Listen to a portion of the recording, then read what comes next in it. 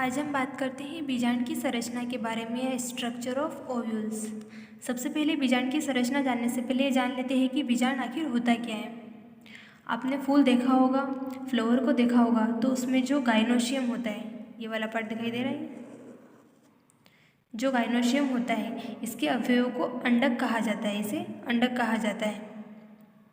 और ये पुष्प के मादा जनन अंग होते हैं। प्रत्येक अंडक में एक फूला हुआ चाप या अंडाशय होता है, ये दिखाई दे रहा है। फूला हुआ चाप या अंडाशय होता है, उसे अंडाशय या ओवरी कहा जाता है, जिसके अंदर बीज बनने वाली संरचना होती है, जिसे बीजांड कहा जाता है। ये इसके अंदर बीज बनने वाली संरचनाएं होती है, जिन्हें बीजांड कहा जाता है।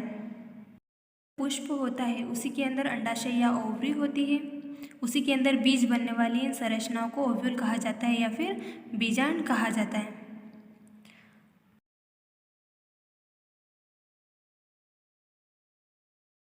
अब बात करते हैं बीजांड की संरचना के बारे में। यहाँ पर हमने एक प्रारूपिक बीजांड लिया है, यानी कि किसी का नाम डिनोट करके नहीं लिया है कि ये वाला बीजावरण है। परिपक्व प्रारूपिक बीजांड लगभग गोलाकार संरचना में होता है, जो निषेचन क्रिया के बाद बीज में परिवर्तित हो जाते हैं। यानी कि जब निषेचन होता है तो यही बीज बन जाता है।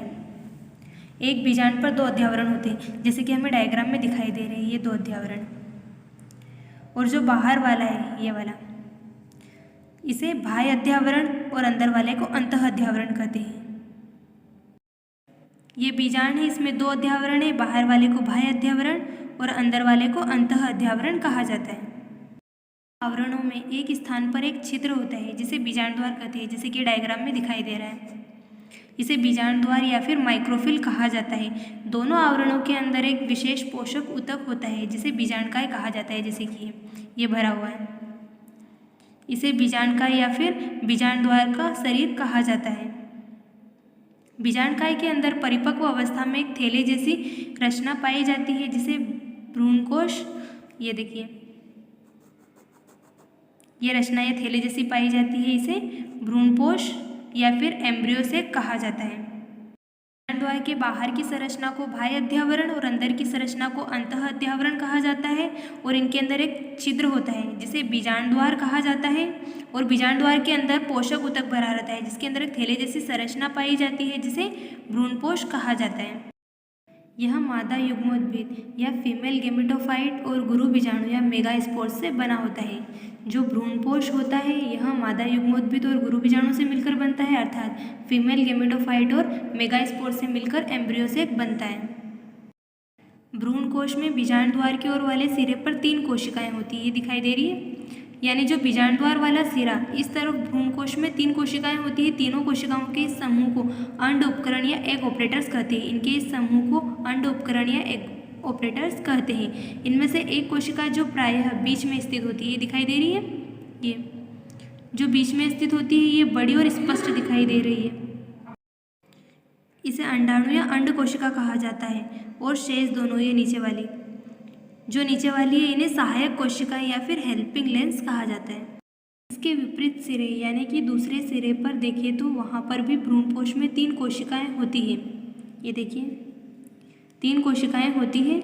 ये प्रतिध्रुव कोशिकाएं कहलाती हैं। 2 केंद्रक भ्रूणपोष के केंद्र में होते हैं। ये दिखाई दे रहे, ये 2 केंद्रक भ्रूणपोष के केंद्र में होते हैं। अर्ध संयुक्त अवस्था में पाए जाते हैं और जीवद्रव्य में फंसे हुए कोशिका ध्रुवीय सूत्रों के द्वारा लटके रहते हैं। इन केंद्रकों को अलग अलग ध्रुवीय केंद्रक या फिर द्वितीयक केंद्रक भी कहा जाता है।